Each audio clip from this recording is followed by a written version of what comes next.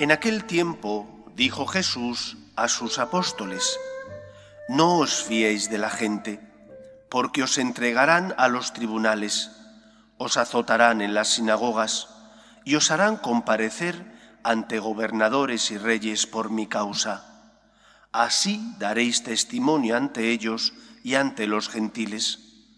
Cuando os arresten, no os preocupéis de lo que vais a decir o de cómo lo diréis. En su momento se os sugerirá lo que tenéis que decir. No seréis vosotros los que habléis, el Espíritu de vuestro Padre hablará por vosotros. Los hermanos entregarán a sus hermanos para que los maten, los padres a los hijos. Se rebelarán los hijos contra sus padres y los matarán. Todos os odiarán por mi nombre. El que persevere hasta el final se salvará. Palabra del Señor. La fiesta del martirio de San Esteban nos habla, en primer lugar, de cómo el odio que existe en el mundo, en el corazón del ser humano, puede llevar a realizar verdaderas atrocidades. San Esteban fue apedreado por ser luz. Él explicaba las Escrituras a la luz del nacimiento, muerte y resurrección de Cristo. Explicaba ese Antiguo Testamento como esa preparación que Yahvé había llevado a cabo para que el pueblo de Israel pudiera acoger al Salvador. Y porque interpretaba las profecías y las Escrituras en la clave de que Cristo era el culmen, la plenitud, el cómo en él se cumplen las promesas que Yahvé había realizado al pueblo de Israel. Por eso fue perseguido por los judíos. Tan es así que encontró la muerte lapidado porque consideraban que era un hereje, dado que decía que no había que acudir al templo para encontrarse con Dios, puesto que, siguiendo las palabras de Cristo, uno se encontraba con Dios no yendo al templo de Jerusalén, sino adorándolo en verdad y en justicia en el corazón. Y Cristo es la presencia real de Dios en medio de nosotros. Por eso fue perseguido y por eso encontró la muerte. Pero aquello que le ocurrió a Esteban, defender la verdad y por eso encontrar la muerte, es algo que desgraciadamente se repite hoy también en nuestros días. Hay en muchos países donde la Iglesia está perseguida.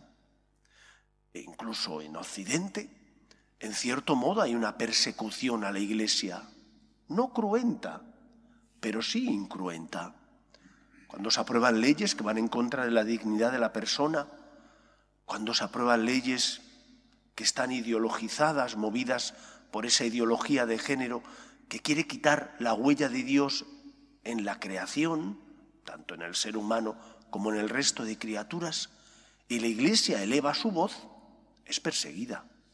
Es perseguida porque te dicen, usted puede hablar lo que quiera, pero en la Iglesia, y no tiene derecho a que su visión se traslade a las leyes que aprueba el Parlamento.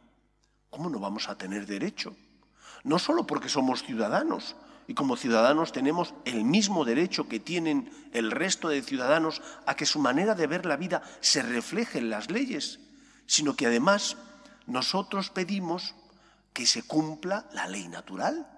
Es decir, cuando Dios nos creó, puso en nuestro corazón como criaturas una ley. Y por eso creemos que esa ley es fundamental para la buena convivencia entre los hombres. ¿Cómo no vamos a pedir que se respete la vida? Desde su inicio, que es la concepción, hasta la muerte natural. ¿Cómo no vamos a pedir que se respete ese designio de Dios por el que creó hombre y mujer al ser humano y por el que puso en el corazón del ser humano el deseo de unirse el varón a la mujer para formar una sola carne y de esa manera vivir en familia? ¿Cómo no vamos a pedir que se defienda eso? ¿Cómo no vamos a pedir que los padres tengan derecho a educar a sus hijos en sus convicciones? Porque los hijos no son del Estado. El Estado tiene una misión subsidiaria de colaborar con los padres en la formación y educación de los hijos. Cuando esto predicamos, muchas veces somos incómodos. Incómodos porque no nos dejamos llevar por esta ideología imperante en nuestros días. Dios quiera que no nos persigan cruentamente, pero sí que molestamos. Y porque molestamos, en cierto modo, intentan también arrinconarnos. Pero hay países donde la Iglesia está siendo perseguida. En China está siendo perseguida. En Nicaragua está siendo perseguida. En tantos otros lugares la Iglesia es perseguida porque es incómoda. ¿Y cuándo es incómoda? Si es fiel a la verdad de Cristo, entonces es incómoda. Si la Iglesia se pliega a los designios de los poderosos, entonces no es perseguida. Pero entonces, ¿para qué sirve la Iglesia si no lleva a Cristo, que es el camino que nos lleva a la vida? Preguntémonos nosotros, ¿seremos como Esteban, fieles al amor de Dios, a la verdad?